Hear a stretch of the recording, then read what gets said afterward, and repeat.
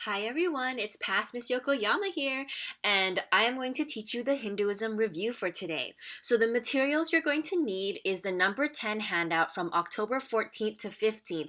So hopefully you found it. If not, you do have some time as I go through the instructions. It looks a little something like this. Okay? So here are some quiz announcements. For homework, you're going to finish your number 10 handout, page 1, and the only page we didn't finish, so that you can use them. It's going to be open note for the Hinduism quiz this Wednesday and Thursday, October 21st to 22nd. So, the Hinduism quiz will be short answers to questions such as the ones below. Feel free to try answering the questions below to see if you're ready at some point, okay? These questions are also located on handout number 11, bottom of page 3. We'll get to that later. But question number 1 is, what is a Hindu's ultimate religious goal? Which we're going to go over right now, so that's nice. The next question will be 2, how did Brahmin use religious beliefs to prevent lower classes from rebelling? We're going to be learning that today, and we will review it before the quiz as well. And then number 3, how did the Brahmin use laws to keep the lower classes in order? That's going to be handout number 12, and we're going to learn that right before the quiz. So it's kind of nice because you'll get that quick review, and you'll learn it, and then you'll take that quiz. And remember, the quiz is going to be short answer questions. If you have any questions on the quiz, can you please type them in the chat at this point? Feel free to type them in the chat, and Ms. Yokoyama will answer them. Okay, so now you're going to answer on the Zoom poll that Ms. Yokoyama is doing right now. What is the ultimate goal of Hindus? So is it A, to behave well to get to heaven? B, to behave well to get reborn into a higher class? C, to behave well to escape the cycle of rebirth and become one with God? Or D, to work hard enough to get a higher paying job in this life? So Ms. Yokoyama will pause the video and then go ahead and select your answer on the Zoom poll.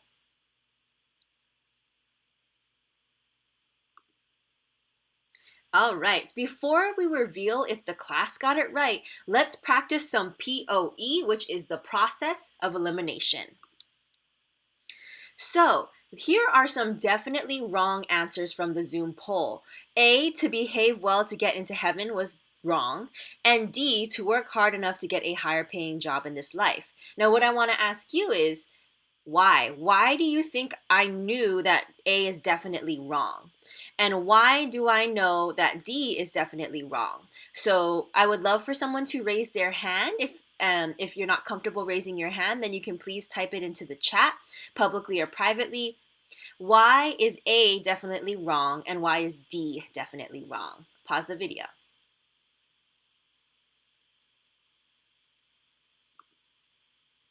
Okay, so we should have gone over this, that to behave well to get into heaven is definitely not correct. We can rule that out because Hindus don't believe in heaven. Hindus believe that when you die, your soul gets reborn depending on how good you were in your past life, how much good karma you have, right? So when someone dies, they don't go to heaven. They just get reborn into a new body depending on if they were good or bad. And then D, to work hard enough to get a higher paying job in this life. Okay, we know this one is wrong because if you know what caste is a forced occupation or job based on your birth. And in ancient times, a Hindu was stuck in that caste for the rest of their life. And so Hindus cannot work hard to get a higher paying job back in the day because back then you were stuck in whatever job you were born into, okay? So that one we definitely know is wrong. So, we've narrowed the answer options to B, to behave well to get reborn into a higher class, and C, to behave well to escape the cycle of rebirth by becoming one with God. So, I would like you to raise your hand or type into the chat, why is C a better answer than B?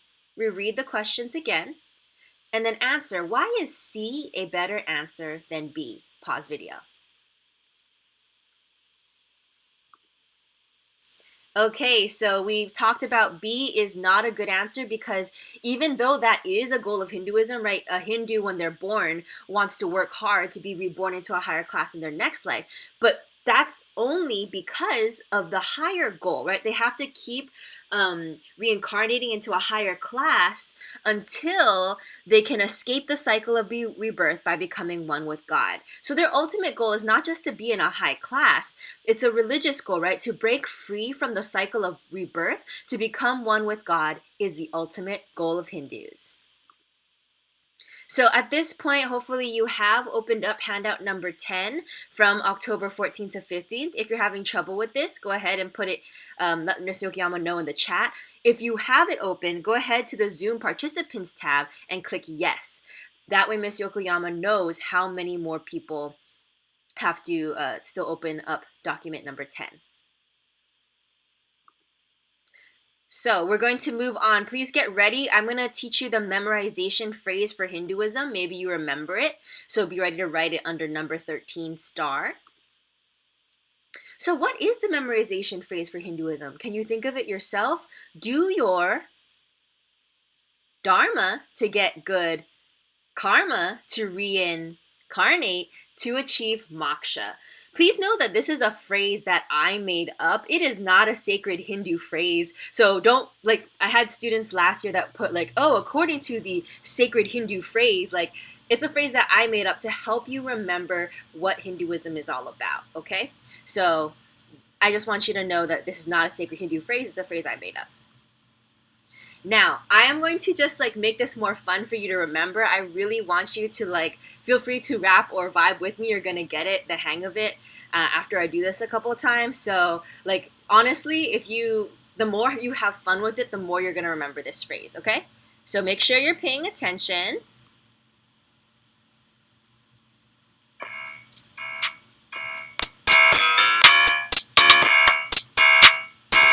Ready? Here we go. Do your dharma to get good karma to reincarnate to achieve moksha. Do your dharma to get good karma to reincarnate to achieve moksha. So see how that's kind of fun, right? So just make sure that like if you find a good beat or something like that, you should be saying this to yourself. It's very catchy if you add a beat to it. So like have some fun with it and yeah, enjoy. So now we know to do your dharma to get good karma to reincarnate to achieve moksha, right? We got that for number 13. So now I'm going to start answering the numbers here, y'all. So there are out of order, so you have to look at the number. I'll tell you what number it is and then be ready to type. I know I'm going to be going fast, so I'm going to repost this video so that you could watch it at a later time in case you need this. But also, all the terms are located on the Quizlet set, so you could find the Quizlet set to get these answers as well. So, number 9, what is moksha? Moksha is union with the world's soul, Brahman. Okay, who is Brahman? Number 5. Brahman is the supreme being and the divine force in everything, right? So Brahman is in you, in me, in all living things, in rocks and trees, right? Brahman is like the universe, basically, but it's like the supreme being / God. While most people in the world believe in only one God, which means they're monotheistic, Hindus are monistic. It's different, okay? If you are monistic, it means you believe in one God in many forms. So please don't forget to write that under monism. It's a belief in one God in many forms. So don't forget to write that. So true Brahman is formless and genderless, okay? So like this universal God is formless and genderless. But Hindus believe that there is only one supreme being called Brahman, but thousands of Hindu gods and goddesses represent the many aspects of Brahman. So there are hundreds, and some say thousands, of different Hindu gods, and not all Hindus will worship the same gods. Some families will have a certain favorite god that they worship, or certain regions in India have their favorite gods. And you'll notice that not all the gods, because gods are not human, right? Gods can, Hindu gods look different. Like we even have like some elephant or, look interesting looking gods out here with different colored faces because they're not human, right? Gods are a different form. And gods in Hinduism can also manifest themselves into human form. So Hindu mythology believes in avatars or incarnations of gods in human form. So it's not like the Avatar, like the anime or anything like that. That's not what I'm talking about.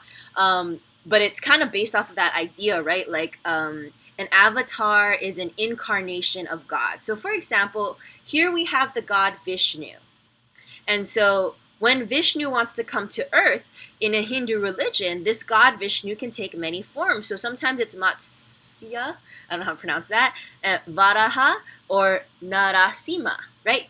The Vishnu can come to earth in different forms. And so many gods have different forms. And so it's this idea of monistic, right? Is one god in many forms. And like there's just one though.